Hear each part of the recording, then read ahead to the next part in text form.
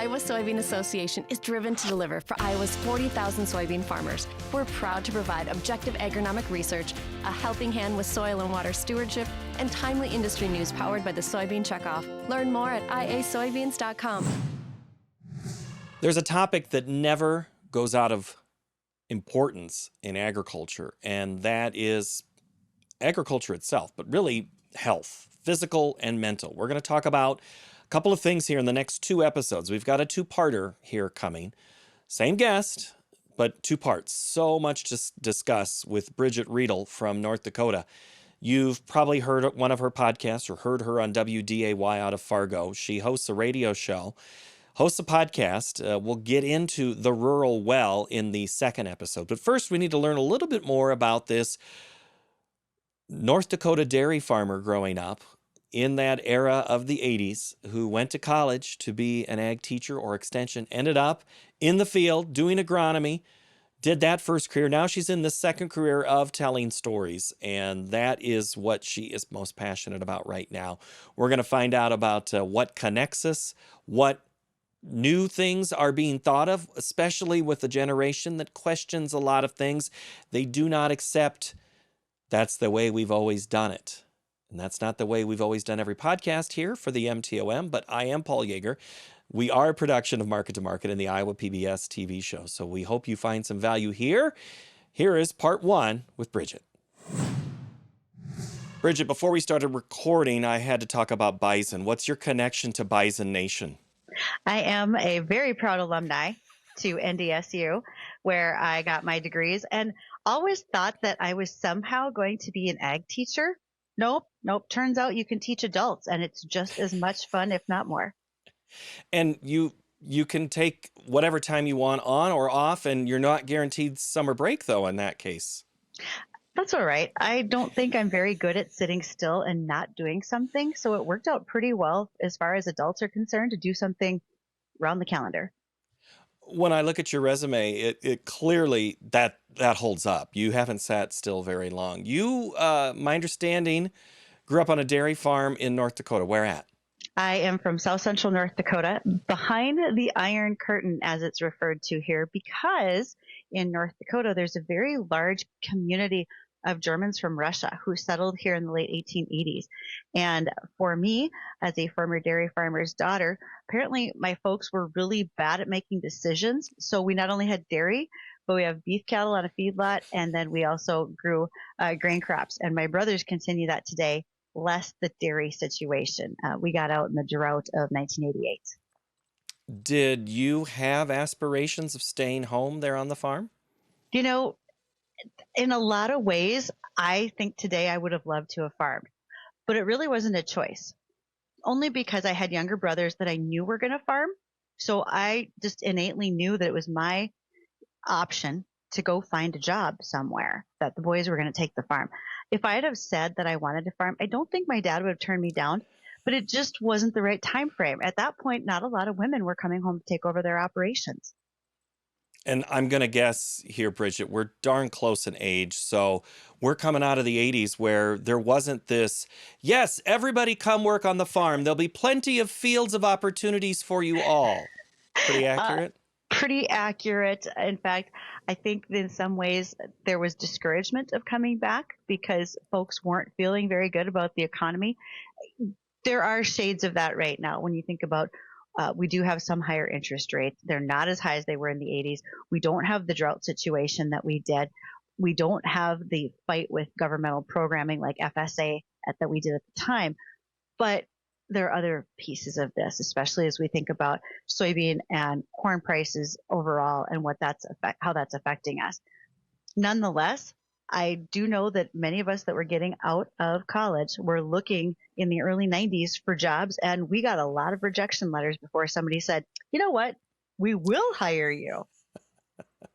And in that era, were you always looking for jobs in agriculture? I never was smart enough to think outside the box of agriculture, so I stayed. And it just worked out that as a college student, there were internships available. And at the time, what was Dow AgroSciences was hiring. Because I knew nothing about it, I thought, I'm sure this can't go badly.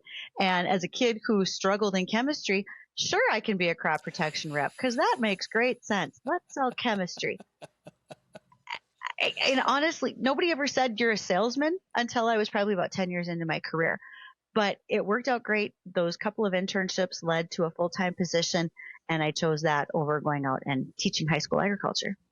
So was that your major then in Fargo? Yeah, ag ed and ag extension. And I was that kid that never really thought outside the box of agriculture, but was pretty creative in it to the extent that I needed an internship as an extension major. So instead of working for a county agent, I marched myself down the hall to the weed extension specialist at North Dakota State and said, how would you like an intern? He said, what would I do with you? I don't know, but we'll figure it out. And boy, was that a great learning moment as I got ready to go to work full time for Dow, which I didn't expect, but eventually wound up doing.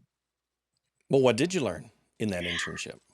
So for me, it was what farmers really think, what's practical versus what are we trying to market in the industry that may or may not be a good fit. Also, that teamwork and communications effort. I worked for someone who is still revered as probably the top weed scientist we had in the state for many years, and that was Dr. Rich Zollinger. His replacement, Dr. Joe Akeley, is fantastic. Folks still remember Rich.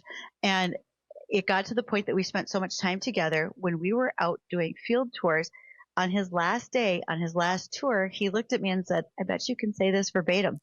And I did. So you're a quick learner. I did. I got to absorb so many things. I learned that research is not my forte. I really didn't want to have to mix tiny bottles and jugs and run bicycle sprayers, but I did learn that I really liked being in the field and I really liked working with farmers.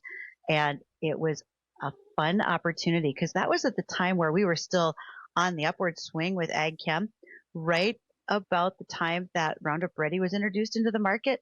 And then that brought a whole new learning curve about how we could use all of our tools. And we haven't really looked back from there.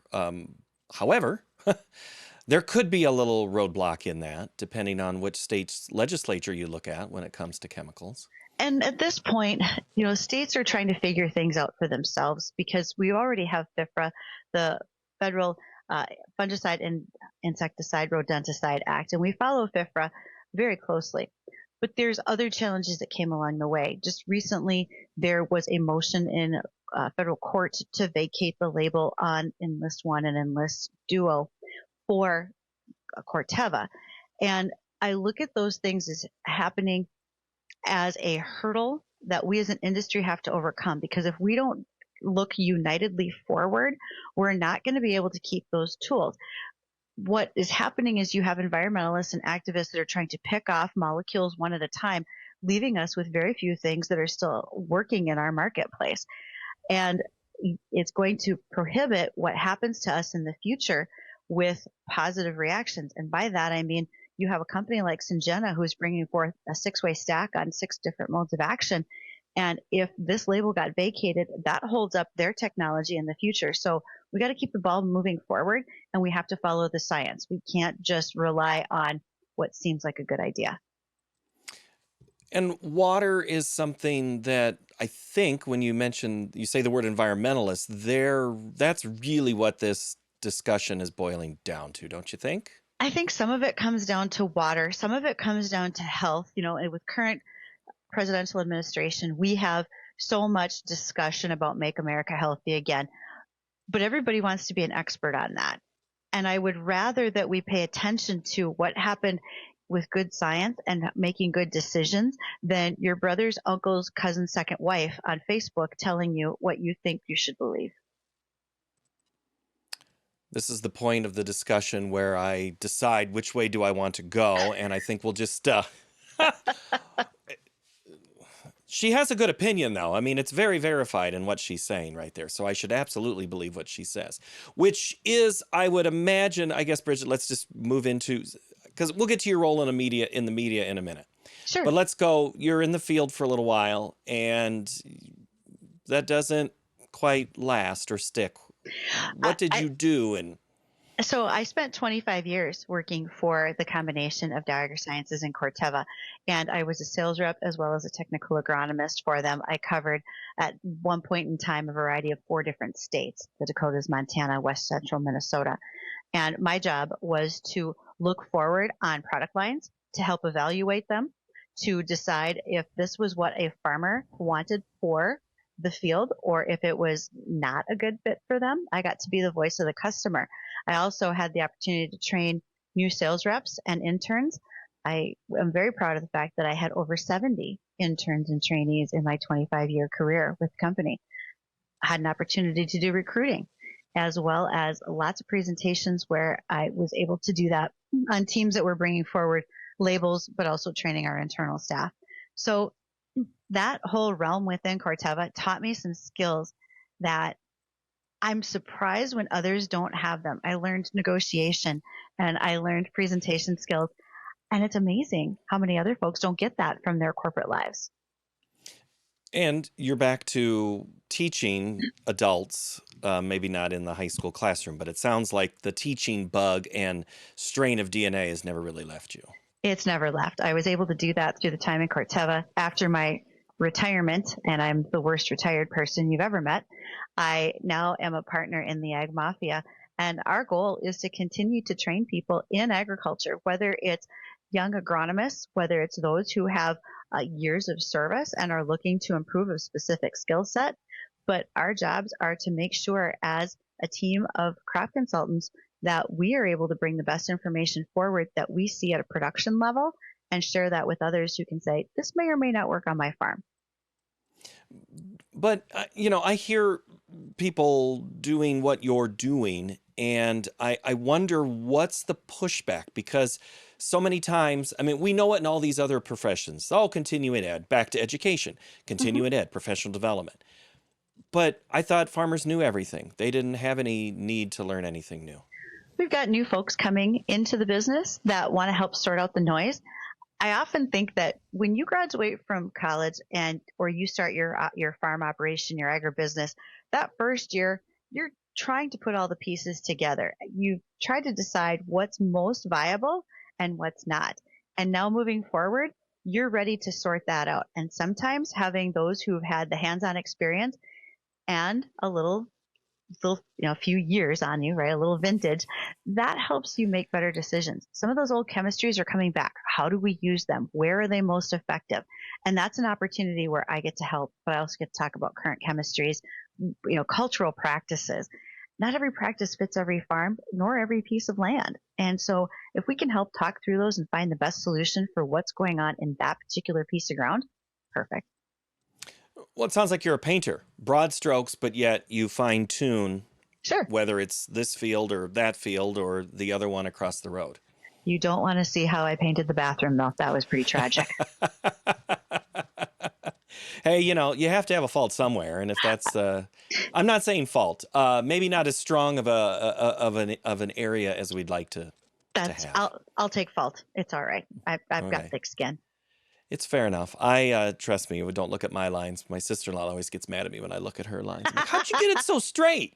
Anyway, when the role of a farmer today, how different is it from when you started? There are so many more reasons why we have to be better marketers. For a long time, it was easy to say, you know what, I'm going to combine, I'm going to sell all my wheat and soybeans right off the combine, cash price, everything will be fine. Maybe I'll bin a little bit. We can't do that anymore. We have to have plans and connections where it's going to go and how. Those operations have become so much larger as they are multi-generational, and you become very much more of a manager. We're still a relationship business. That has not changed. People still buy from people, but your spectrum of people has certainly changed. And you may grow, especially where I live in North Dakota, we might be going greater distances for some of those services and connections than we did 25 years ago. And you make it sound like that we need to advocate more for ourselves. Absolutely. But we have these large commodity groups that we're supposed to be advocating for us. Can those two worlds still exist on a greater good And for shouldn't they? agriculture? I mean, shouldn't they? Because as taxpayers, homeowners, we advocate for ourselves, but we also rely on what our congressional leaders do. If you're in an HOA, whatever, you're looking to get the most impact. And to me, using those groups, those commodity groups, helps you to get there. There's a lot of undiscovered markets we would never have had without the work of our soybean growers and soybean council right here in North Dakota and just the tri-state region. Those folks have really helped us to bring new areas and growth for soybeans. Pun Do you intended. get well, that's fine, and that's we're filled with it in agriculture. Do you get the sense though that some of that work has been undone in some of those foreign markets here as of late? I mean, I have a relative that was on a commodity board in the 80s and 90s, and I know about the trips that he made, Hmm. and I see now some of those relationships are strained. Um, do how do you grit your teeth through this and know that hopefully there's better days coming? So if we think back, every generation has said, oh, this next generation is going to fail us, but they didn't. So I have faith that we won't be failed, that something will turn around. Is it painful? Oh, yeah, it's really painful right now. I don't like the look on my brother's faces when we have to talk about these types of things at the farm. But the reality is, we can get through this. And if we talk to farmers who were early in their careers in the 80s and 90s, they give good, wise advice, and they do help to those newer folks who are now it's their turn on the commodity boards, et cetera. They are trying to give good wisdom. It's not going to be easy. It's certainly feeling some pain. Unless you're in the beef market, I just want to say a congratulations to everybody who raises cattle. It is finally your time to shine. Good for you. And it has been going on for months and months, and it looks to be no end in sight. But the moment you start talking about no end in sight is when the end comes, and then I get blamed, and you get blamed, and we're all in trouble. Um, Right. but do you get? I enjoy the generation that questions lots of things, and I Hmm. get the sense of the new farmer and the new, anybody under 30. They don't believe a lot of the norms, and they want to know a lot more about why. That's healthy, right? I think it's really healthy. And I think that the best part of that is ask those reasons why, but don't just sit back and wait for someone to deliver the solution for you. Go find it and be a part of finding that solution. If you want to question why and you're pushing back on things like checkoffs and commodity groups, get involved and find out that background because there's a reason why they are there and you can probably improve it. Being on boards, you aren't always in favor of what's happening, right? There's always a vote. It might be a split. You might not always be on the winning side, but you learned. And the next time you were on the winning side, the involvement is so important to what people do. And I get it. You're running operations. You're trying to raise families. You got a side hustle where you got a spray drone or a tile plow. But by all means, your involvement is good for your operation. And I don't see how it's a bad thing when you're not involved in many aspects of your life and Yes. have. I'll go back to something you said about your hands. I wanted to say, you clearly have dirt. Listen to those who have dirt under their fingernails, who've been out there, and like when you were the agronomist in the beginning. You're rifling through trying to figure out each individual thing. That's what I love about the American farmer is they're wanting to know everything that's going on. And if folks are finding challenges and finding that solution, fantastic. What a change in history that we can document as a momentous occasion. That's what's happening all around us every single day. It's just happening faster.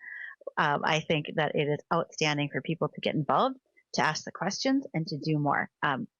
We don't have to just accept the norm. I'm all right with new things. I mean, good Lord, if I can figure out how to use AI, anybody can.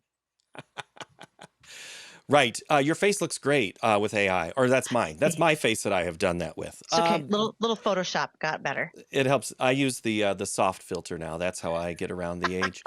A moment ago, yeah, you're doing it right now. You're taking a drink from the FFA cup. What role did Oh, yeah. FFA play for you in your life? So I know that FFA and its impact on people's lives depends on your advisor, right? If you have a great advisor, you probably have really great stories to tell. I have really great stories to tell. I had a high school advisor who never thought to tell me no. And that was really silly on his part. But then I just kept doing, whether it was leadership activities, speaking, whatever the case might be, we just got to run with it.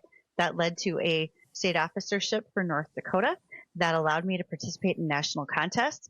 And I still encourage kids today to pick up those soft skills from FFA, but also scholarships.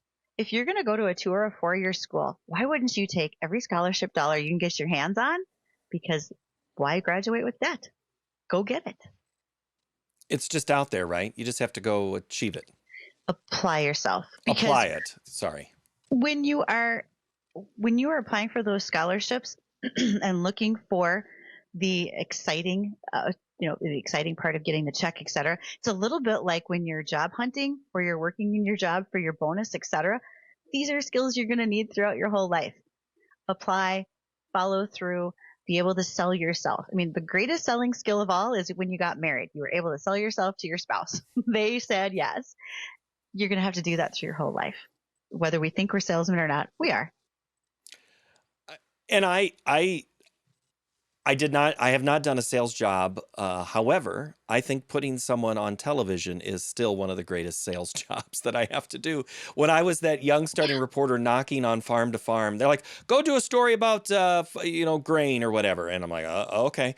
Convincing that farmer to put them on TV is probably one of the greatest sales jobs I've ever done and continue to do to convince people to do it. Has it gotten easier over the years? Are people less concerned about being on camera now that they all have their cell phones and Snapchat?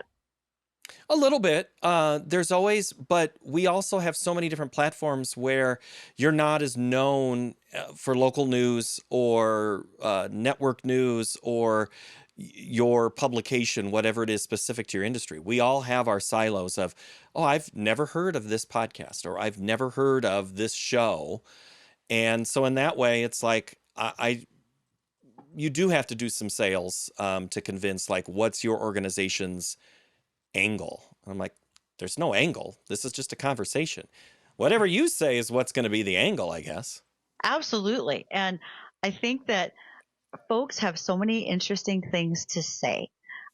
Probably one of the most fun parts of any job I've ever had is just when you get to kind of stand around after the trade show or after the meeting and listen to people tell stories.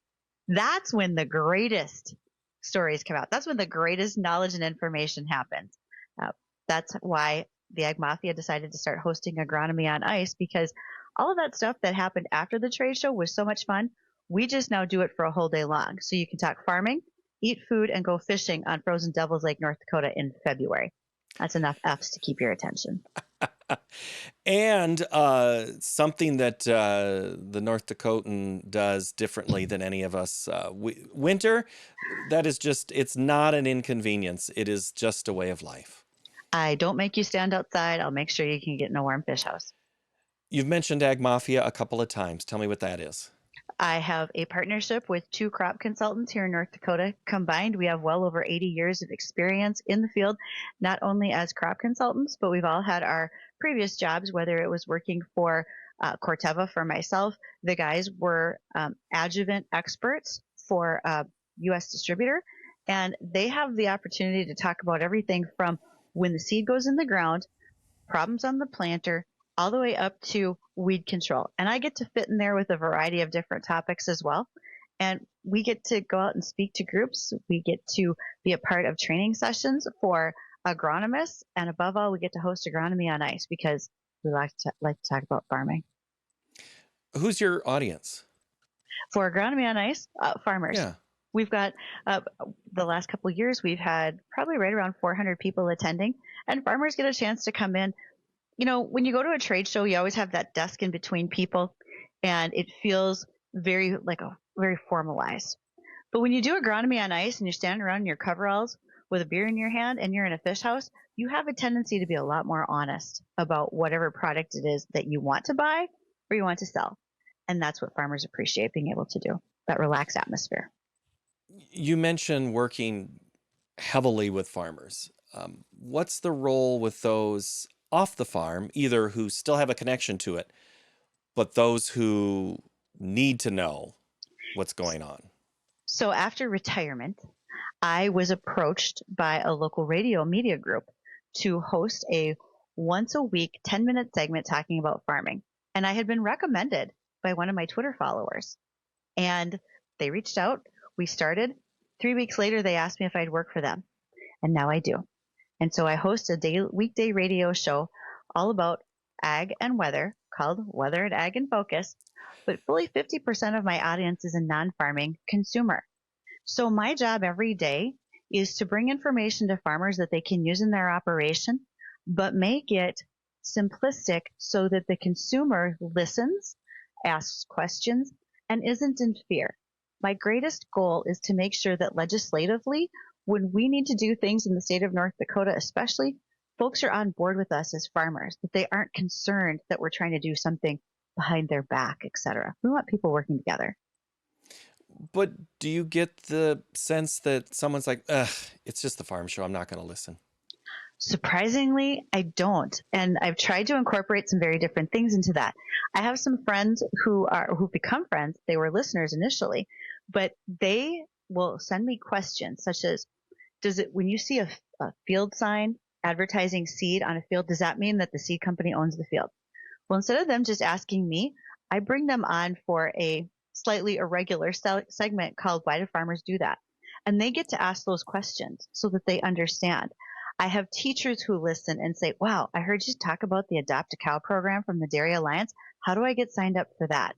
Would you speak to my classroom? Could you join us at the Rotary Club and bring someone with you who understands tiling and conservation and water rights? And could we have a discussion? That's how my outreach has really affected not just the farming community, but those in the community as well. And your show is based is it at WDAY? WDAY Radio in Fargo. So it's in Fargo, which is the big metropolitan area for hundreds of miles Right. in that area. So is your focus more those in Fargo, or is it those who are within 50 to 100 miles outside of town? To be honest, with today's world and coverage, we live stream as well. So I don't True. really limit it in that regard. We're live streaming on social media platforms. We also are part of Acres TV, which is part of Ag PhD Media. And that allows us to reach a broader audience across North America. And so I find myself with listeners all the way from New Jersey down to New Mexico. And some of them are farmers, some are not. Guests a lot of times are from this region, but not always. The best part of, this, Paul, the best part of being able to book your own guests is you can choose anybody from anywhere. And they bring such interesting discussions. Did everybody know that most of our pumpkins in the U.S. are raised in Illinois? Nope, not till I brought in a pumpkin farmer from Illinois.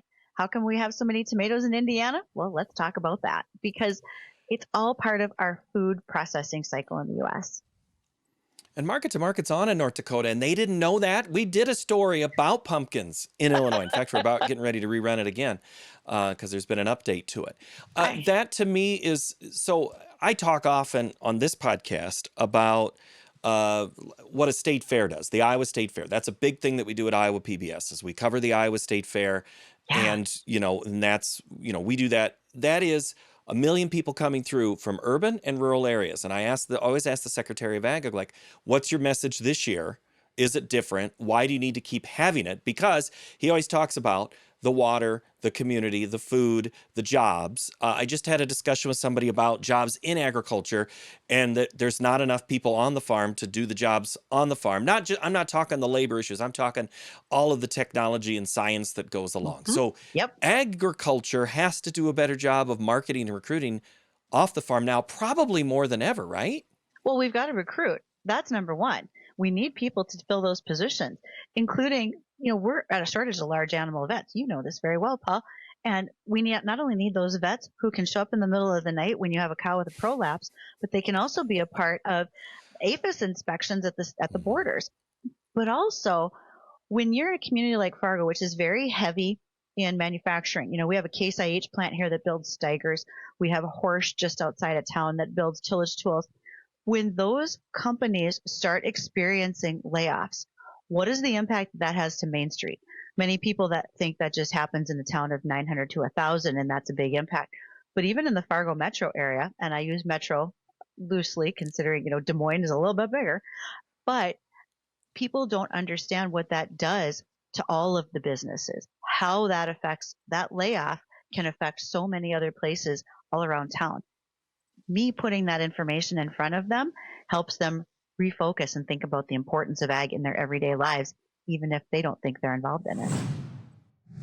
We're going to continue that discussion about health next time on this podcast. We're going to discuss specifically mental health, and a very big part of her life and job now is discussing the rural well. So listen to that, listen to this. We'll be back next Tuesday with another installment of the MTOM podcast.